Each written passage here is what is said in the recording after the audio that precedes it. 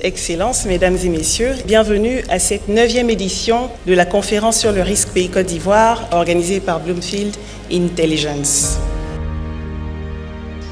Depuis 2017, cette conférence est imposée comme un espace de réflexion unique pour de l'anticipation, pour favoriser le dialogue entre les acteurs des secteurs publics et privés, les institutions et les partenaires au développement. L'édition de cette année revêt une importance particulière. Nous sommes en année électorale. L'approche de Bloomfield Intelligence est d'interpréter les indicateurs économiques dans leur contexte pour que ces indicateurs économiques aient un sens pour poser le problème et le résoudre. L'échelle de notation, qui est sur 10, évalue sur 5 critères: la performance macroéconomique, le climat des affaires, la gestion des finances publiques, le risque sociopolitique. Alors l'évaluation sur le climat des affaires, l'évaluation est restée constante à 6,5%. Sur la performance macroéconomique, c'est resté très solide à 8,1%. Sur la gestion des finances publiques, ça a été dégradé de 50 points de base à cause de l'importance du service de la dette. Sur la solidité du système financier, ça a été dégradé de 10 points de base. Et le risque sociopolitique a été dégradé de 40 points de base, de 4,9 à 4,5, ce qui donne, mesdames et messieurs, chers participants, la Côte d'Ivoire l'année dernière était à 6,5 et cette année elle est descendue à 6,3. Elle demeure dans la catégorie de risques faibles, où nous encourageons les investisseurs à investir dans ce pays-là.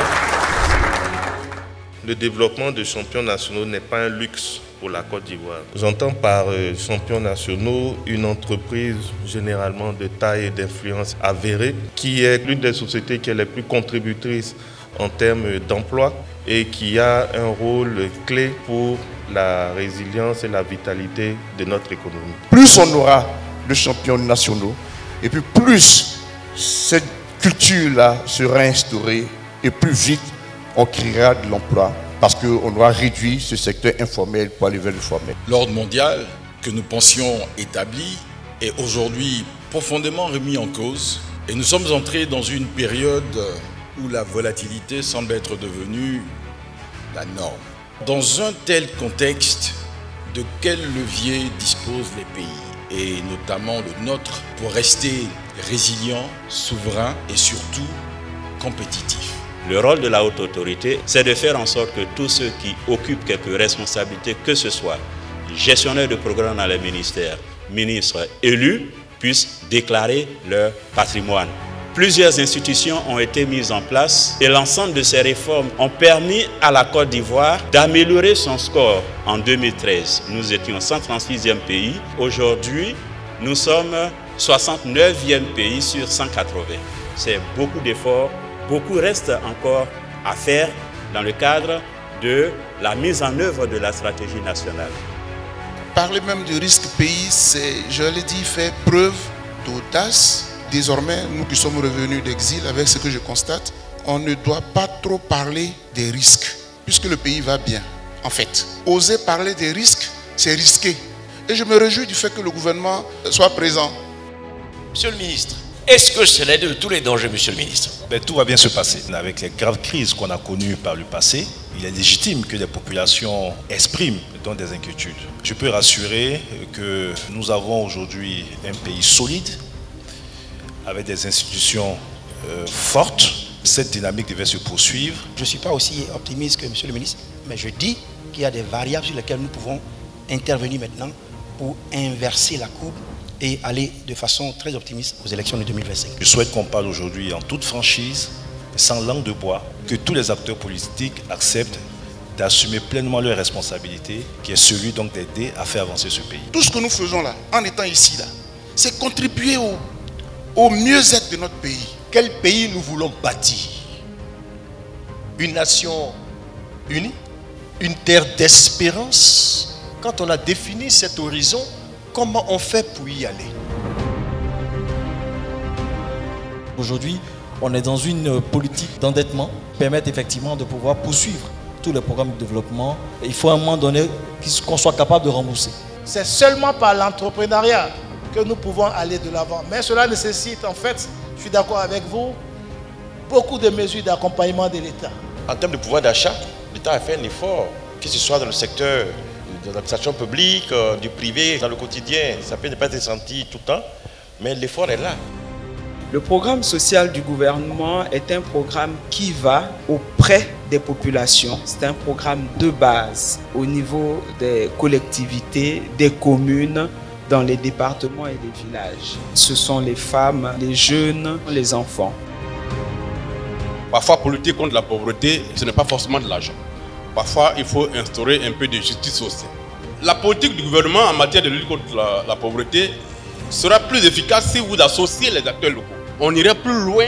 Regardez plutôt le fait que les compétences ne soient pas adaptées aux besoins du marché. C'est une faiblesse. Les faiblesses où les obstacles peuvent devenir des opportunités. Notre système éducatif, le modèle qui est promu en Côte d'Ivoire n'est pas le bon modèle. Le modèle ivoirien, c'est quelqu'un qui travaille et qui réussit.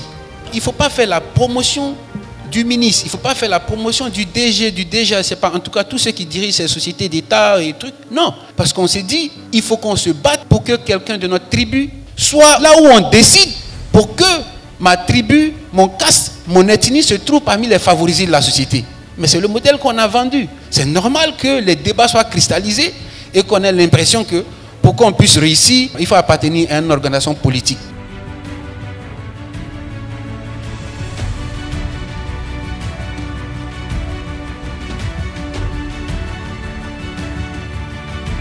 Au-delà des chiffres qui traduisent la performance financière, la manière dont l'entreprise fonctionne peut dramatiquement changer le profil, l'intérêt d'investir ou de prêter de l'argent à cette entreprise. La formation, l'éducation de notre jeunesse doivent être une priorité.